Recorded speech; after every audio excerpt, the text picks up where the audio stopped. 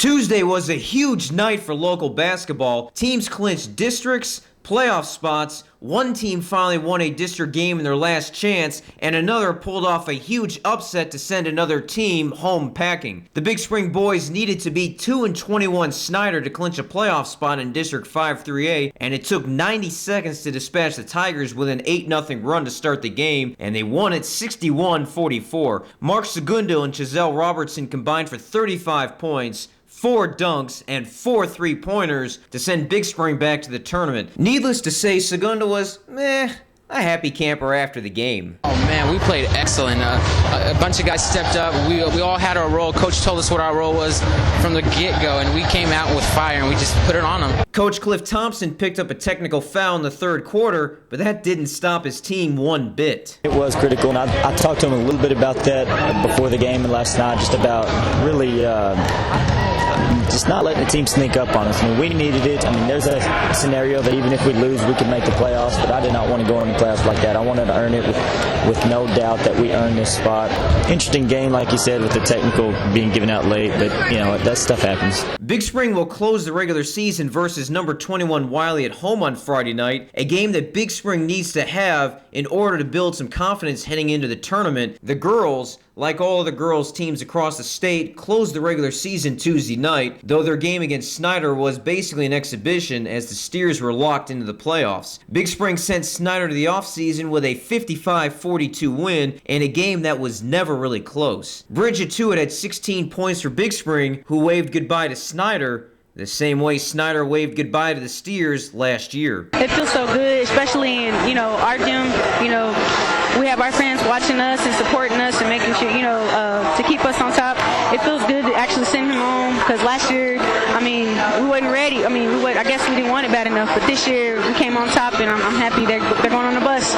Coach Mike Warren is extremely proud of all of his seniors heading into tournament time. They're the reason that we're where we are right now. LaShante Anderson, Bridget Tewitt, Kirby Ritchie, Diamond Mays, those are 4-year lettermen. They played when they were freshmen, and they cut their teeth when we were in that 4A district with Plainview and Friendship, and we took it. We took our licks that first 2 years. Great class of seniors. I'm so proud of them. Big Spring will host Permian Friday night in a playoff warm-up. The Steers lost by 5 to the 3-5A district co-champions on December 3rd in Andrews. Elsewhere, the Stanton boys shut out Denver City in the fourth quarter and won 49-28. Scott Smith had another huge game with 14 points. The Buffaloes are now only one game behind Denver City and Slayton, who are tied for second in the district. By the way, Stanton visits Slayton on Friday. The girls lost 57-46, though, to end their regular season. The Grady boys won District 8A Division II with a 74-34 win over Borden County and are now 25-3. The Garden City girls also win a district title. They beat Water Valley 37-33 to clinch District 12A Division II. Both district winners will get a first-round bye in the tournament. By the way, Garden City is now 26-5. The boys lost, by the way, 57-42 and are in a three-way tie for second. Coming up, find out which local team finally won a district game on their last try and who played spoiler. This is WBI Sports on KBYG AM and FM.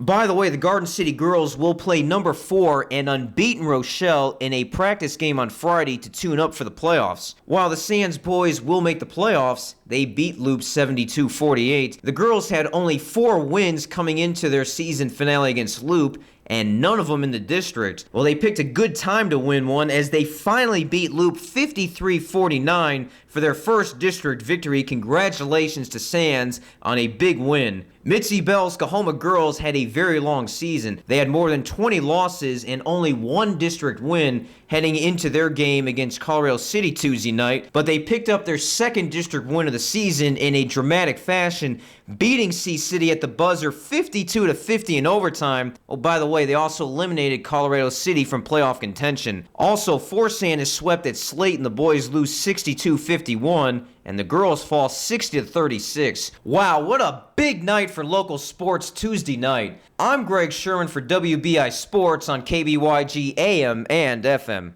Good Thursday morning. One programming note before we start. The Crossroads Locker Room show, which usually airs on Friday nights over on the X, will not run this week because Forsan is on a bye week, and it will return at its usually scheduled time, 6:30 Friday night next week when Forsan visits Anson. We do invite you to tune back over to KBYG AM and FM, where the Philip Ritchie show will be back at its normal time, 6:30 this Friday night. Speaking of Forsan, the 4-1 Buffaloes are preparing for a brutal stretch after the Anson game next week. Their last 4 games involve 2 rivals, the defending state champs, and one of the biggest surprise teams in the state. Coach Jason Phillips explains how he is handling the off week. Our number one goal this week is just to get everybody healthy, get everybody 100% going into that last part of our district run. This week we've just been trying to stay sharp, stay fresh. We're going practices are a lot shorter, and we still want to keep everything fine-tuned, so we don't want to just take the week off. Phillips said some scouts will go to watch Anson play post, while others will look at Coahoma and Holly. Speaking of Coahoma, they will hit the road to Jones County on Friday to face the Bearcats, a team who's 5-0 after winning only 5 games the last 3 seasons combined. The Bulldogs are coming off an amazing 20-16 win over Stanton, where they scored 13 points in the final 9 minutes. A win senior Justin Coker calls huge. It's a season turner and a big win.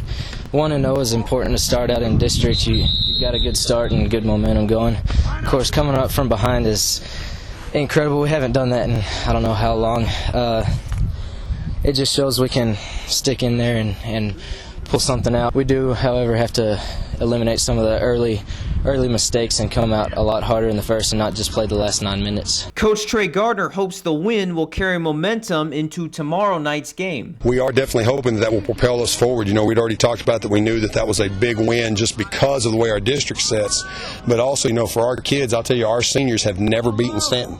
So for them, that was a first. We're a team that hasn't quit. I'll say that. We've been on the bad end of the score a couple times this year, but I've never felt like at the end of the game we were just out there going through the motions. We fight, they fight through the end, and that paid off for them this week. More on this game coming up Friday morning. The number 19 Big Spring volleyball team hosts Colorado City in a non-district match Friday at 5 p.m. The game has been moved to the junior high gym due to homecoming. It's the final tune-up before a road game at Wiley on Tuesday, a game that several players and the team considers one of the biggest games in the program's history. Here's senior Taylor Seaton. If we do end up beating Wiley, that'll really, prove how hard we've worked this year, and just, right now, everybody thinks that they're the top dog, but you never know. We're coming for them this year. Big Spring Steers return home after a 3-week road trip, and they'll play Greenwood on Friday night, and we'll have more on that game coming up tomorrow morning.